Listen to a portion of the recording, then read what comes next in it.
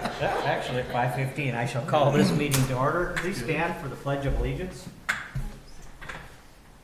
pledge allegiance to the flag of the United States of America and to the republic for which it stands, one nation, under God, indivisible, with liberty and justice for all. We shall have roll call, please. Carolina. Councilmember Kraus, Yes. Selby, Yes. Miller, Yes. Culliton, Yes. Mayor Wallers. Yes. Well, welcome everyone to this city council meeting on September 10th. Once again, we shall start with Mayor Waller's quote for the day, and I picked this one out. It's an old Swedish proverb in the spirit of our budget meeting we have directly following our regular meeting. He who buys what he does not need steals from himself. Okay, we shall move on to the agenda approval. I'll be looking for a motion to approve tonight's agenda, and if there were any additions or corrections, now would be a good time for that. We did get something to add, item number H, secondarily. So with that, I will make a motion to approve the consent Yeah, agenda that, with, okay, I see that wasn't on, caught that. with item H, Oh yeah, it is that, isn't it? It's item G, it's already on there, right? oh, is it? Okay. Somewhere place. Apologies. That's my bad. I said H, but it's G. It is, yeah, it's already on there, it's item G. Application for exempt permit There we from go. someplace safe.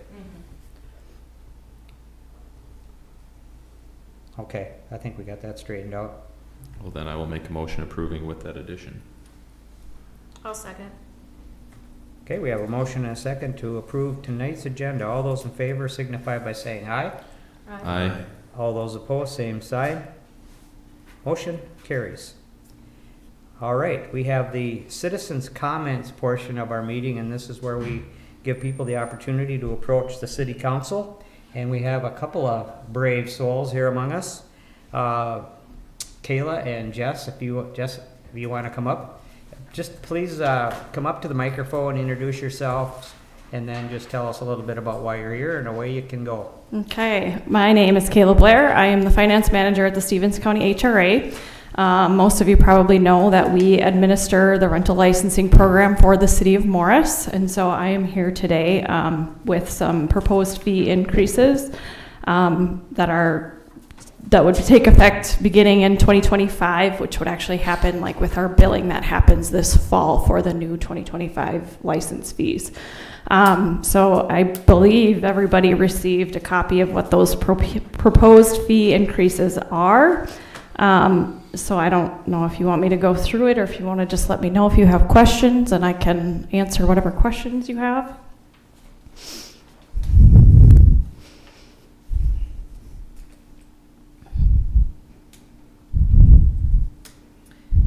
I guess I can start probably with a question. Was there like an across-the-board formula that you used, or was it sort of looked at individually, or I guess how did you arrive at the increases, is my question. Yeah, so it's kind of a tricky thing to determine because we're on a 4-year cycle for inspections, and so the number of inspections that we do each year varies. Depending on how many people are due for an inspection. And so the time into the program also varies. And so every June, I do an analysis of all of our hours because we have other programs that we split our time between within the HRA too. And so I kind of looked at what we've been trending and I use that when I kind of shift our hours in June based on how people document their time and what time goes to which programs. And as with anything, payroll is the biggest driver of a budget because that makes up the most of it. And so that's kind of how I factored that. And then I just did base the fee increases on whatever I needed to get the program to cash flow, basically. So. How many rental units are there? Units, 968 units. Define a unit. Unit would be a apartment building with units, a single family, a So like at Grandview, we have an apartment building with 60 units in it. So does that units count the homes, the houses? Yes, So yep, That's total. yep. So, okay.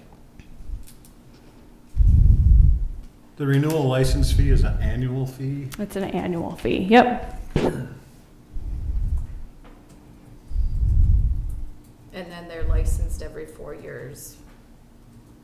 It's an annual renewal fee, yep. Annual renewal fee, but they're licensed. They're inspected, they're inspected every 4 years, yep, 4 years. yep.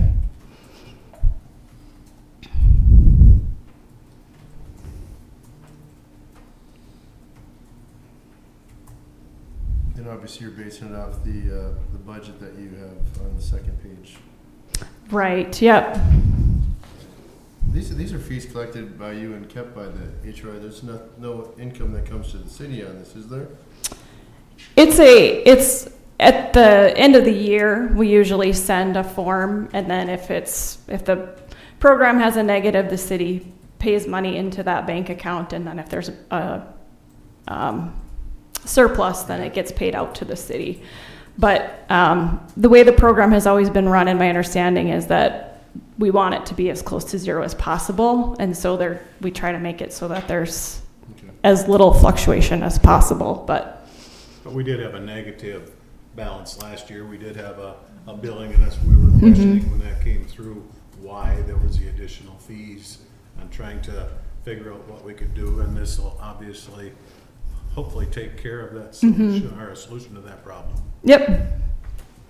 Well, and if I remember, you implemented a new software program, that was kind of part of the shortfall last year, wasn't it? Or am I wrong on that? Yeah, yep. So this program has actually kind of seen like a major overhaul in the past 3 years. The people who were working in this program 3 years ago there's none of the same ones because Bob took over doing the inspections. We brought those in-house because we had some quality issues with inspections in the past. And so, and also it just works better on our timeline. Before they were kind of cramming them all into winter, and it's hard for landlords to do some of the maintenance issues in the winter if it's something that needs to be done outside or a window needs to be replaced. And so now we bumped them up, we do them in the spring and summer, and so it gives landlords more time to resolve any issues that are come up during their inspection before their renewal is due. And so we brought that in-house. And then Jessica is fairly new to the program too. And so she's kind of been figuring out the administrative stuff. And so there has been, some learning that comes with, new staff. And so that leads to higher costs for a period of time too. So, yep.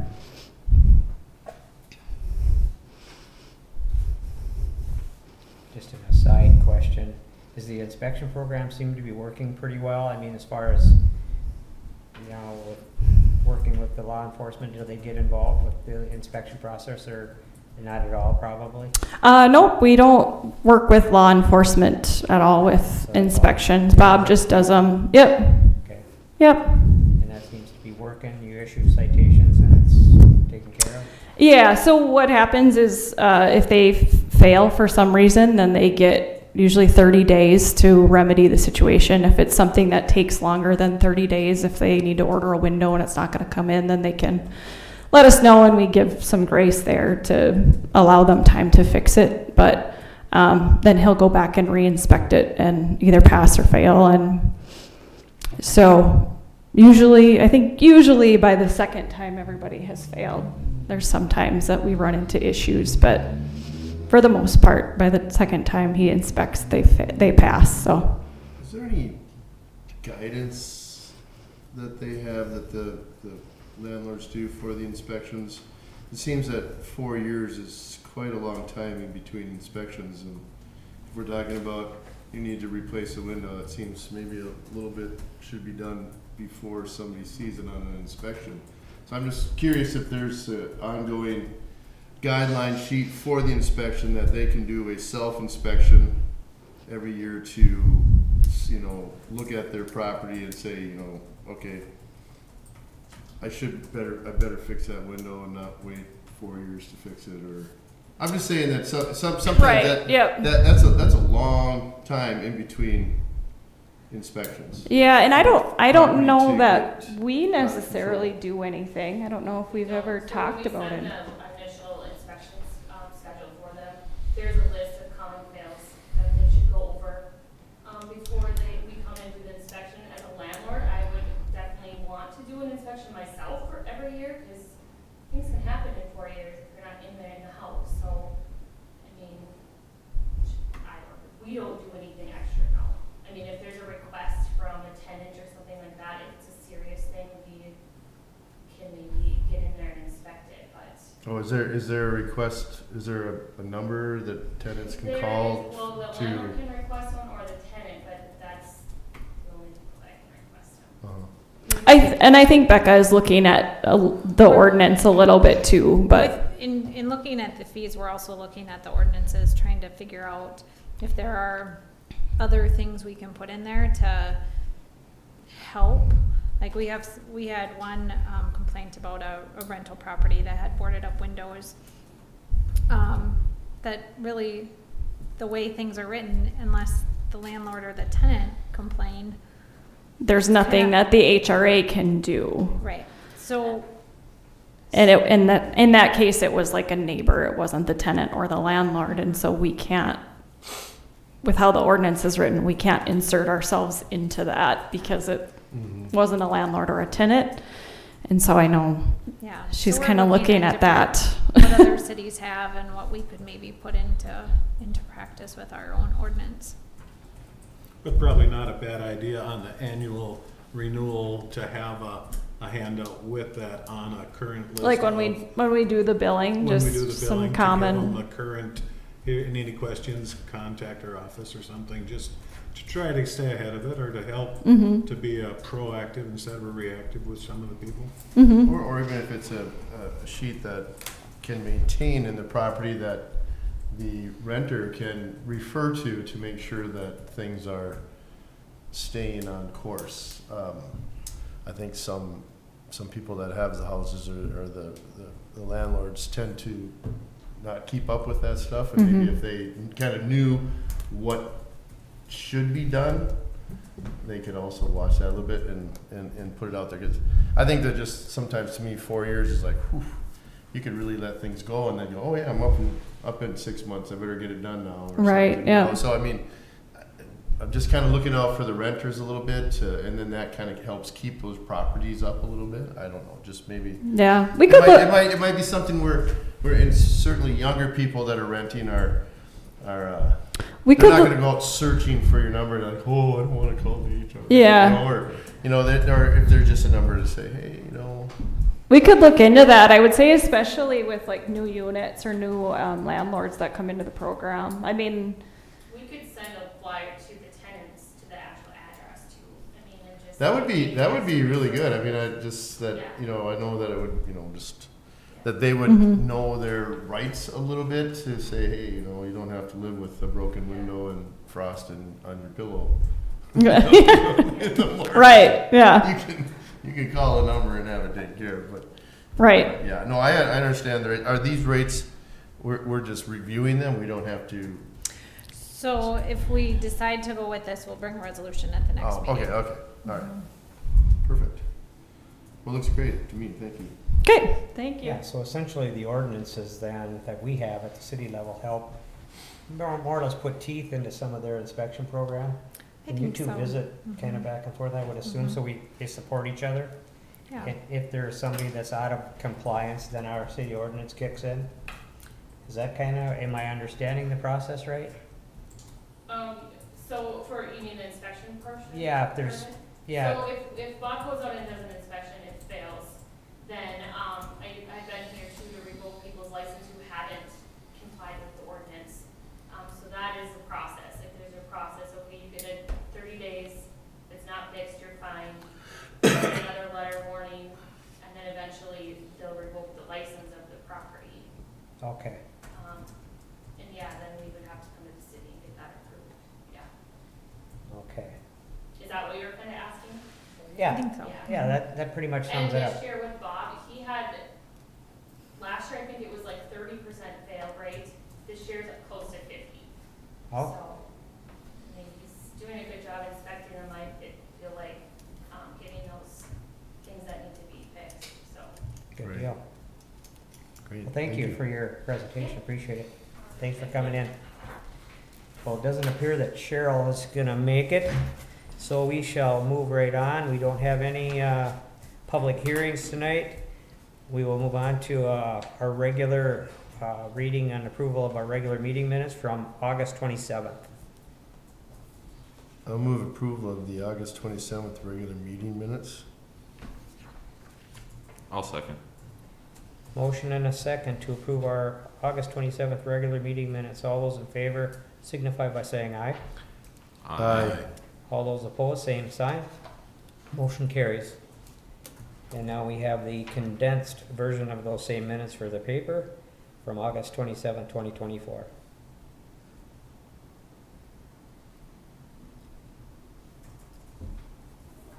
I'll move approval of the condensed version from August 27th, 2024.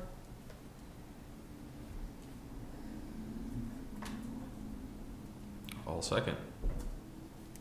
Okay. We have a motion and a second to approve the August 27, 2024 condensed version of the minutes. All those in favor signify by saying aye. Aye. All those opposed, same sign. Motion carries. Now we shall move on to the consent agenda, which consists of the audit of city bills, July 17th, 2024 Morris Tree Board minutes, the August 12th, 2024 Tree Board minutes. Item D is a gambling reports, and then we have the raffle license report, Morris transfer report, and the last item is the application for exempt permit for Someplace Safe. I guess I can move on the items on the consent agenda.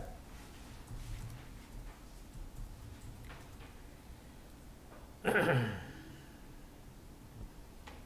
will second. Okay, we have a motion and a second. I will bring it back to the city council for discussion. If there's any items that you'd like to talk about, now would be a good time. I did see in the park board minutes that the city took over spraying the weeds all over, the new sprayer. I'd like to commend them on that. I thought that it looked a lot better this year, all over, a lot better. I think they did a really good job after getting this equipment and taking it over, so good job, Russ, and the other guys. Yeah, just reading through the tree board minutes, looks like there's been quite a bit of activity, planting and out at Chiswick Field and all that. I just want to give a shout out to the tree board members and all those involved in that planting. It's much appreciated. I know we talked about this a little bit on our tour of parks when we did that earlier this year, but I see it in the notes from the park board. Is there a plan of attack on what we're doing with the scoreboards out at Eagles Park out there? Or just more discussion? It was more discussion, but Okay. Tony said that he thought he'd be able to get some people to donate for it. I think the last we've been at is trying to get the company out here to see what we all need to put, you know, do we just fix what we have? Do we put new? And if we do new, do we need electric? Like all the things. So Yeah. still kind of trying to figure out how much and get them out here to do that. And I think that was a holdup. Sure. And if they are fixable. Right. I mean, it was to the, They're- getting somebody out and having the exact unit we have. Is it something we can get parts for, which a lot of it is beyond getting any parts, so it's pretty much no sense in even trying to do anything with those, so. But they've had a tough time getting reps from the company to come out. The person that used to, must have retired, I believe, and just getting somebody Sure. that's replaced to do it has been a real slow process. Sure. Just a quick question, Becca, line item That would be 56, the September law enforcement and an attorney. We, I believe we're under contract, right, and that's up for this year for renewal, right, with the Stevens County For, law enforcement? so they can change the amount this year. And have we But looked at the- that, or? We'll talk about that when we, do our budget. Okay. It's looking like about a little over 10% increase, And that'll be effective what, the first of the year. okay. But our contract is still good for, I don't think we can look at the contract until next year or the Yeah, year that's after. one more year. End of Mhm. 25. But it's up for an annual adjustment Right. per the agreement. Okay, So the with the dollar cost of amount is. labor and- okay. Good to know, thank you. Yep. All right, any other questions from any of the items on the consent agenda? Hearing none, we had a motion and a second. All those in favor of approving the consent agenda signify by saying aye. Aye. All those opposed, same sign. Motion carries. We have, next up is petitions, requests, and communications.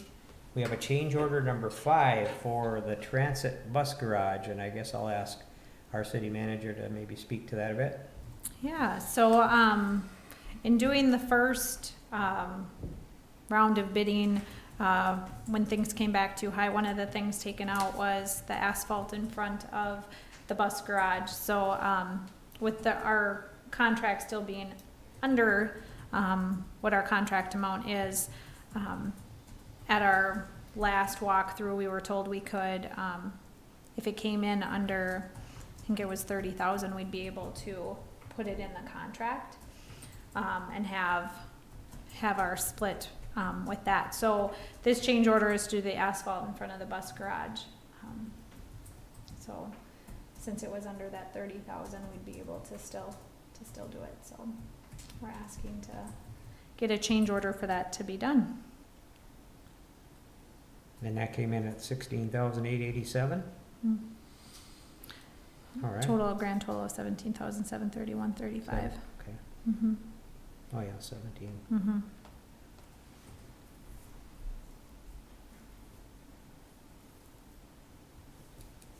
All right. Is that basically I mean, I see the size there, right, on the second page, but is that like all the way to the road, or what's that look That's like? just the little, I don't even know how far, but It's the little section get in the front. tar to connect to our current tar for the expansion to where the current bus garage was. Sure. So then it'll help hopefully mitigate, like unnecessary gravel going to the new floor and ripping that up. Just try to get it all hard. Okay.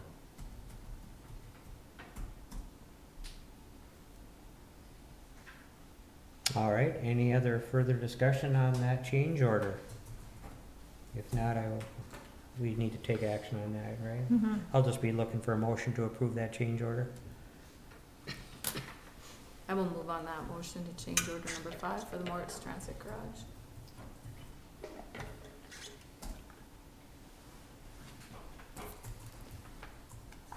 Still keeps us under our contract. I'll second.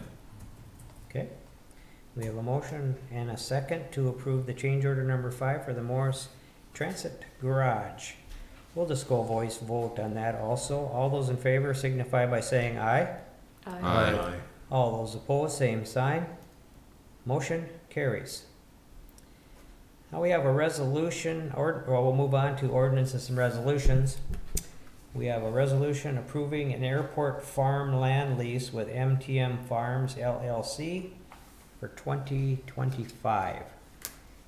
And again, Beck, if you want to just maybe provide a little background on that. Yeah, so we rent out a portion of our land over by the airport. So last year we talked about possibly going out for bids on it. There's a little portion at the end of the runway, or where that runway extension was, that we don't get rent on, but possibly could after 2025. So possibly putting it all out for bids next year instead of just sectioning it off. So I did look at just doing another 1-year lease with MTM Farms,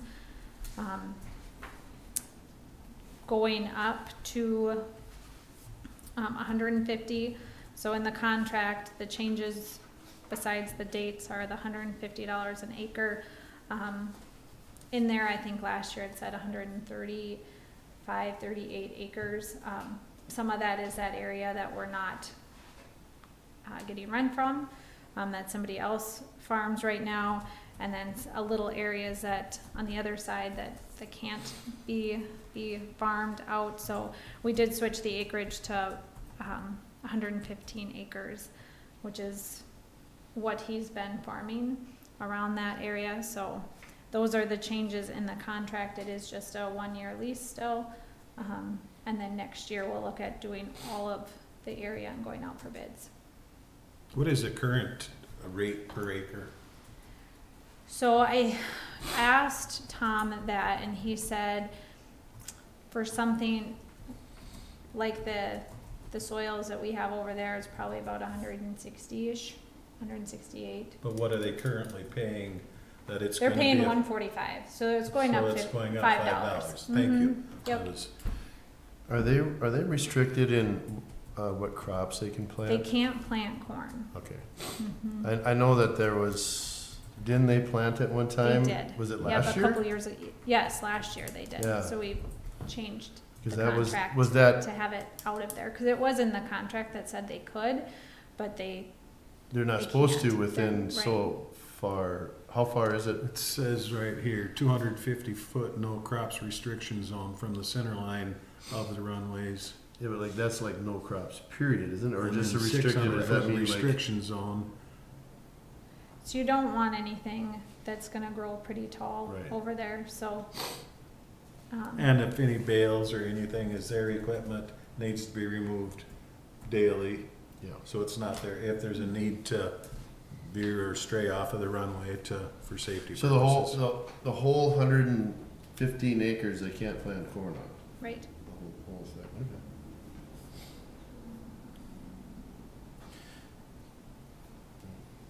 That's gonna be, that's definitely a restriction in your rent capability also. Mhm. I mean, it seems like we're in line with the fee, the end of the rate per acre. Seems reasonable enough to me, I guess.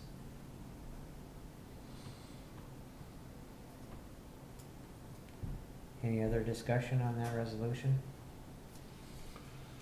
I guess I can move approval of, I'll just move on that resolution approving an airport farm land lease with MTM Farms LLC for 2025.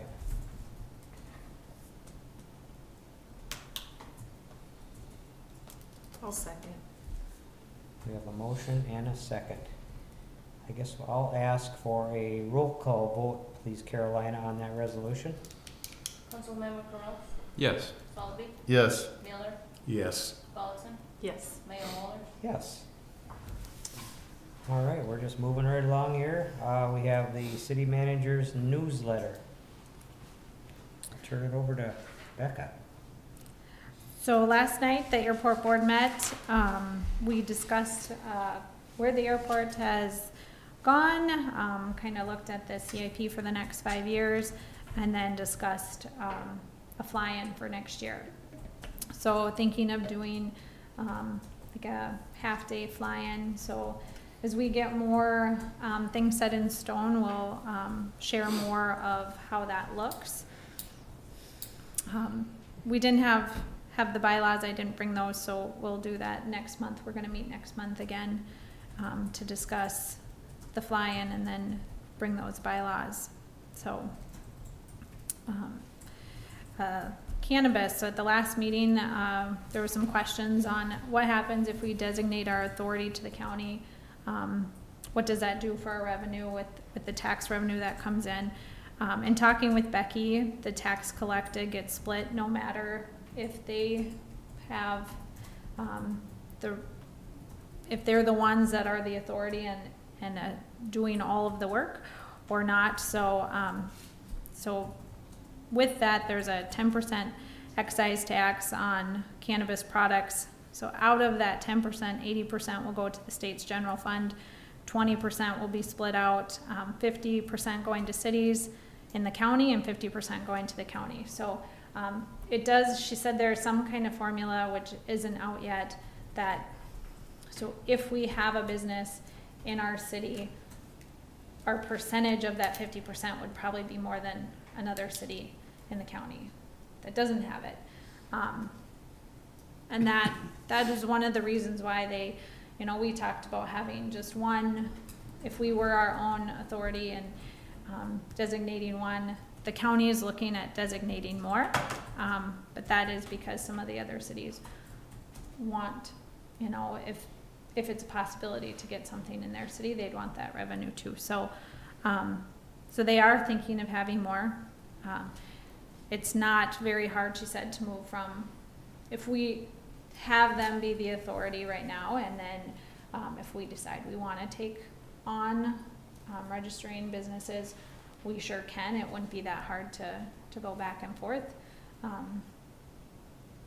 So we did talk about, you know, see with that housing summit, we did talk about getting together and having conversations on housing and cannabis. So that way everyone kind of can hear what the other ones are thinking. I still think it would be good to start out with them as the authority, that we designate our authority to them. We can still do the zoning and have our say in where those businesses can be in town, but they're doing all the registering of all the businesses and then all of the compliance checks. So she did say those dollars would go to the sheriff's budget, so you know, depending, we could possibly see some relief in our sheriff's contract, depending on what that looks like. So but we, you know, like I said, in talking with her about that, and then we talked about we've been talking a lot on housing. So Jessica and I met when we talked about the HRA rents, or the rental rate rents fees, and then we've all met before on kind of what our housing needs are. So we thought it would be best to get everybody together, the county, the city, and the HRA, just to kind of share what we're, you know, what everybody's thinking, what we're thinking we need in the city. You know, there's a lot of different ways we could go about housing and looking at trying to get some housing grants, which would cost some dollars from the county, the city, the HRA. So we're kind of just wanting to get together and talk. So could do it one of two ways. We could have the housing summit, cannabis talk all in one day, do half a day, or we could do 2 evenings. If evenings work better for everybody, we could do a couple hours for the housing and then another night for cannabis. Otherwise, we get them all done in one afternoon. So I threw out a couple dates, the 25th and October 1st, just so we can start having some of those conversations. But yeah, kind of wanting to hear your thoughts. Do you want an evening? Do you want an afternoon?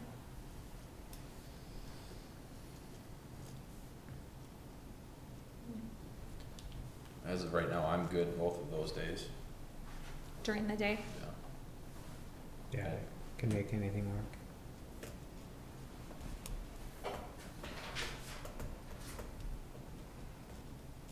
The 1st of October works better for me, but if everybody else is fine with the 25th, I can see it. But it's just like, we don't need everybody, we gotta keep it under a quorum, don't we? We'd probably do a work session and have everybody there and post a work session.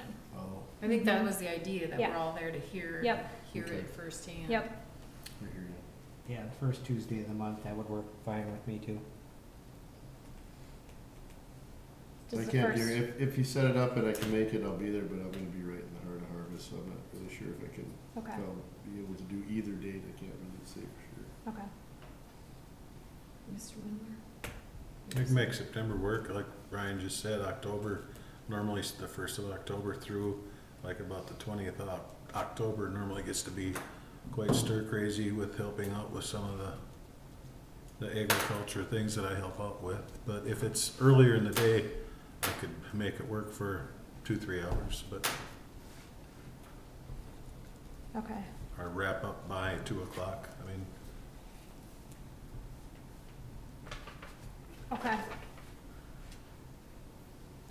Okay. but yeah, Let me- preferably the end of September, but we're already on what, the 10th, so I mean, that leaves us a couple of weeks to get something done in September.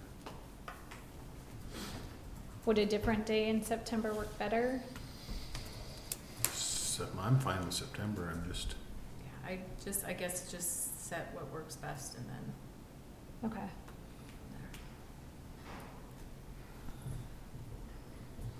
Okay.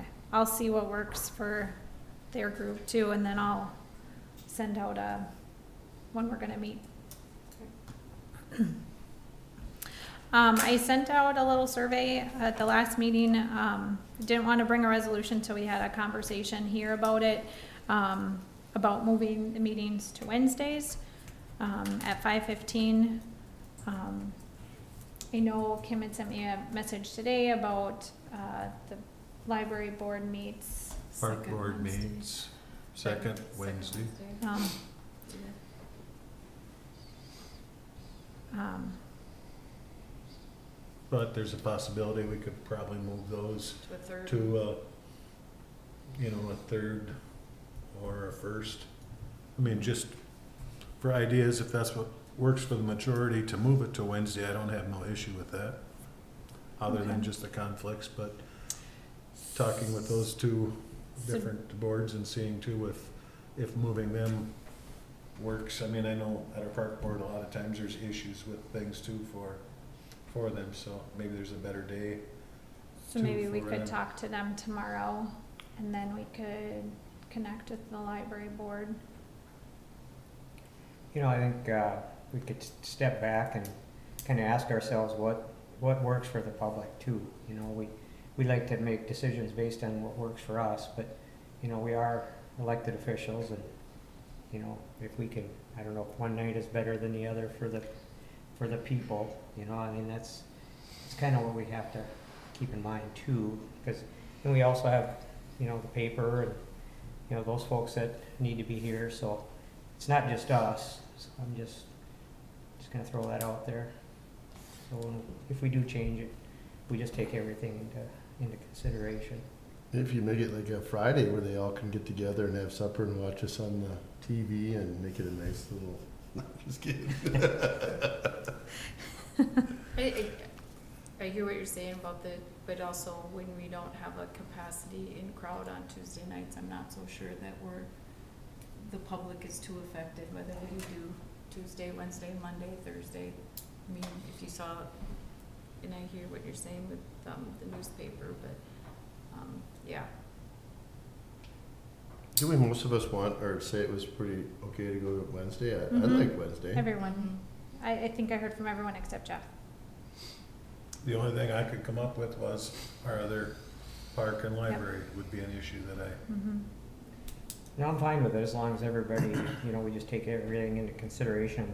And to change that, is that something that has to be done by resolution then? Yep, Because that's in our charter, correct? yep, that it has to be changed. We set it every year by resolution. We set our meeting dates by resolution. And when would that take effect, first of the year, or would we You do could it do it immediately? whenever, Whenever? and have it take effect whenever. Okay. Mm-hmm. You're not asking for a decision tonight, you just want Well, I think what we should talk to those other boards. Oh, I mean, they could still stay on Wednesdays, just not the second and the fourth, maybe switch it to the first and the third. You know, because we're not every Wednesday. They just happen to coincide with the second, and, you know, maybe the tree board is the third. I see here in September. The park board and library is the second, and maybe they move to the first or Right, and the tree fourth board or- meets at 4:30. So So unless Yeah, we there's- met I mean, at we're just, 5:30. we're always second and fourth, so Mhm. it's not that they can't keep the same day, just switch what week in the month Yeah. you do it. Yep.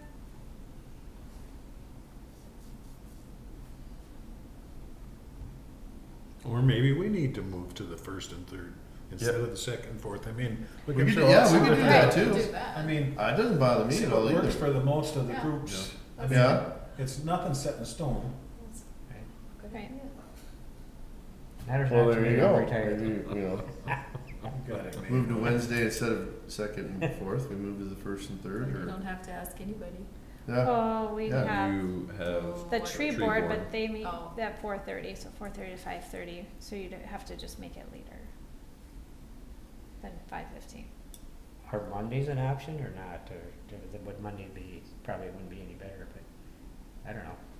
Then you run into probably holidays when you have, like, There's a lot of Yep. holidays. yeah, Yeah, there's a That are lot on of Monday Mondays. holidays. yeah, Mhm. that probably will stay away from that. or observances on Yeah, Mondays, Wednesdays yeah. I think would work, I know Mhm. church sometimes gets into play, but I know for some people that's church night. That's but- a holiday. Well, I don't know. Well, we'll connect with some of those other boards and see Okay. what their thoughts are. Sounds good. Yeah, so, after this, meeting, we'll have our budget work session to go over our projected levy and some of the budget items. With school starting again, the junior council has been on my mind. You thought about reaching out to the high school about, doing that junior council program. I know at our, meeting prior that we talked about this. We talked about kind of starting slow, because the one was a year, this would kind of be, half a year. So we could reach out to the school, talk about getting candidates from the junior, senior class, doing interviews at a December meeting, have them sworn in January with the rest of the council, and then have them on until May when school is done. So that's kind of my thought, if we're still in favor of doing a junior council program. And then once we started, if we decide we wanna do the year, and just have just a junior, so they can carry through from their junior year to the senior year, we can do that, but I think if we start this way, we can kind of see how it goes. All right, well, I will send out information to the teachers there to see what we can do. Great. Any questions, on the items on the city manager's newsletter? If not, I guess I can open it up to the city council for various board updates. If you got anything to report, now would be a good time for that.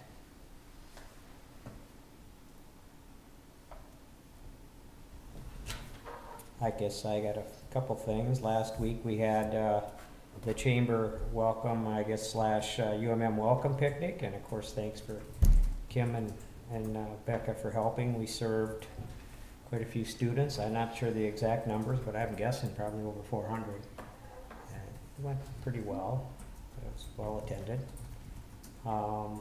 The makeup for Crazy Days and Lazy Nights is gonna be, I believe, this Tuesday, the 17th, so that's this coming Tuesday, week from today, and that'll be at the Eastside Park from 5 to 7.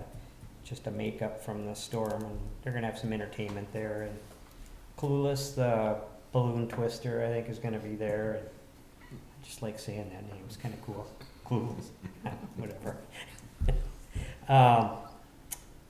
I think that's it for the chamber stuff. Along with I'll get to that in a second, but, any other board updates? That's really all I had for my boards. Hearing none, we'll move on to other business. I just have a couple of things. We talked a while ago, about this time last year, about possibly having a city council meeting out at the UMM. I think that would be something that would be kind of fun to do. So maybe we want to try to coordinate that with somebody, Becca, and see if we can't get, now that school, of course, is in session. You know, we could maybe coordinate with the student body out there and just see if they're still open to that. I know the last president they had was very interested in doing something like that. I think it just really would help, kind of. solidify our relationship with the students out there. And then the last item I had with other business, I know about a week or so ago, we had an incident with a food truck parked right next to the Taco John's. And there was some dialogue about possibly revisiting the food truck ordinances and maybe somehow setting some boundaries on where our food truck can, I guess, solicit their trucks. I mean, we had a truck, a taco truck, set up literally within 100 feet or so of Taco John's. And it wasn't very well received by the business owners at Taco John's, of course. So, you know, we've talked about a licensing program and all that stuff, so we have some sort of control mechanism in place for our food trucks. And I don't want to be unwelcoming, but in the same respect, I think we should try to establish some kind of boundaries so we can eliminate this kind of thing from happening again. I don't know if it was an isolated instance and maybe it won't happen again, but nonetheless, having worked in that industry myself for several years, I think most people that are in that business do anticipate and fully expect to pay some sort of a fee when they come into town to, you know, to sell their goods. So I just wanted to throw it out to the council and see if you wanted to revisit it, if it's something you think that we should or shouldn't, and it's fine. Either way, I just wanted to get your input. Was it set up on private property or was it Yep. on the street? Yep. So I guess we discussed that when we discussed it last time. If it's on somebody's private property, But we can set an ordinance so dictating where they go, whether it's on private property or not, correct? Yeah. So, But I feel like it in the same lines that you do, is that I think we have to have a permit because we need to see that they're getting inspected or that they have a license to sell, or I don't know how to say that. Is it well, yeah, you gotta have a food handler's license. food and- handler's license and all that, you know, so that, and then I think you should be able to control where they are at, and their license fee should reflect part of, we have businesses in town to protect. I mean, you have restaurants in the town that are paying city taxes, and, you know, they're brick and mortar and they're paying their taxes on that. Now somebody can just wheel in and start selling food next to them and not be paying taxes in the city and not be doing. I mean, I think it's our obligation to protect our businesses in town. I don't think that's unwelcoming. I think that permit should cost enough to reflect a day's worth of business and the day's worth of taxes that a regular business would pay. So I don't think that's unfair. I mean, that's what we're here. We're here to promote our businesses and also, you know, protect that. So I'm with you. I think that we need to get in that and put some restrictions on it. I would disagree. So if that's the conversation, then we can have it. Are we gonna make New Mexico then, for their food trucks that are around here all day, get licensed and do all of that stuff? Yeah, I think they should be. I think So they any pay taxes, food truck should. okay. I think we I need to just- have some sort of control mechanism. It's, you know, in talking to people that come into our town, I just talked to one of the vendors that was here, came from Alec, and he was flabbergasted that we didn't have an application process or a permit process. Every town he said he goes to, he has to pay some sort of a permit fee. I think the permit fee, the dollar amount is really not that important, the dollar amount per se. But to Brian's point, you know, for our obligation as elected officials is to look out for the public health and safety of our citizens. And if you don't have any kind of control mechanism for somebody coming into your city, we don't know anything about these people. They could come from anywhere. We don't know even if, number one, they have a license. What are they selling out of their wagons? I don't know. And so if you have a permitting process, at least you have, you know something about them. At least number one, you know they have a license, which tells you something. But I just think it's time that we maybe evaluate this and just set some boundaries. It's not unwelcoming to set a boundary. You know, you can come to town, you're welcome to come here, but you get a permit and try to respect our brick and mortar people. I don't think that's too much to ask. Or limit to the number of times that they can come into your community. And I'm looking at it from Kim's perspective, I would agree more on that side, that it's an attraction to your community when you have some different foods that come in that you don't get every day. Yep. The bigger cities that, they're lined up and down the streets Yep. every noon hour. I mean, if you go down to the Twin Cities, it's boom, boom, boom all over in the bigger towns around. And we talked about this the last time we addressed it too. I can't remember if we were gonna ask some of the larger communities around us what they were doing or how they handled it. Well, we were gonna look at Alec. I know Alec has one. I have some Wilmer, samples. Alec, I have some samples of different cities and what they're doing, and I think it would just be a good We idea. have a local business that brings food trucks in for their employees, so now that's private property, so then they'll be charged as well, those food But- trucks will have to be. I Cause then think if that we're you- gonna start doing this, then you guys, I'm hearing, well, then you seem to, if certain food trucks might not get charged, you can't.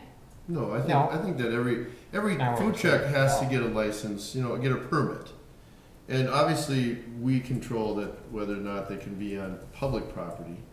But on private, right now, we don't control whether they can be on private property, but we could say that you can't set up within so much of a distance of an existing restaurant.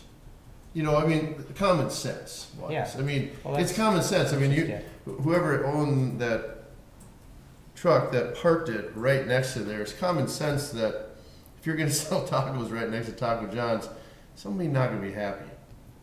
I think you pushed the limits a little bit in that situation. That's drawing attention now, so the businesses are upset. And I mean, if you go to a big city where there's trucks lined up down the street, oh, that's great for all the people who want to come there. But let's ask for the businesses that are paying brick and mortar on the side of the street. You walk in there and ask them, are you happy all these food trucks are out here? Probably not so happy. So, I mean, there's we probably can't control on, public or private property, but we could say at least enough distance between a restaurant. So if you've got a food truck and you get a permit, like it's not gonna be that much money for a permit. You wanna be out at, a business somewhere, fine. You're not by a restaurant, but you can't, I think we have to watch and not let our businesses have the food. At the park right next to them, or I've seen that truck park across the street at the lube shop there too. And I mean, Well, I feel bad for the people that own that business. I mean, Yeah.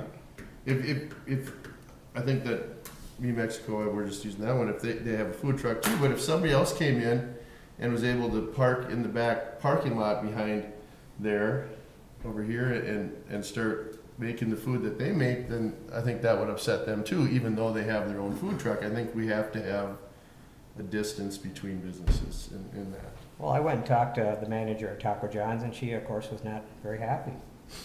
She said, "God, we employ people. We have a payroll.